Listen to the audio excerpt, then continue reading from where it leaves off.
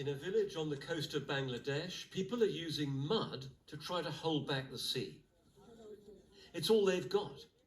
The rising level of the ocean means they're getting flooded more often. And we saw the same villagers struggling in the same way back in 2009. The people who've done least to cause climate change suffering the most from it. It's a forecast of climate scientists to write, and the sea rises even more, maybe by a metre by the end of the century. Well, how on earth are these millions of people going to cope? With life so precarious, this community has long been desperate for international help. That's why Shobanu Kattan wanted to share her story at the climate summit in Copenhagen 12 years ago. She told me she was pleased to be there and believed that world leaders would do something. They didn't. And now Shobanu's life is tougher than ever. Extreme weather is striking more often, and there's still very little assistance.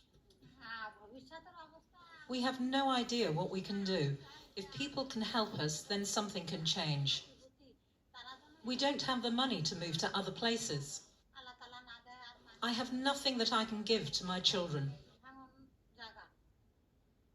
Along some stretches of coast, there are now rows of sandbags to try to keep the sea at bay. And a new school provides shelter during cyclones. But fresh water is harder to find. Most supplies are contaminated by the rising sea. More than a decade ago, developing countries were given a promise that by now they'd be getting $100 billion a year in climate aid. Well, here we are at the Glasgow summit, and that promise still hasn't been fulfilled.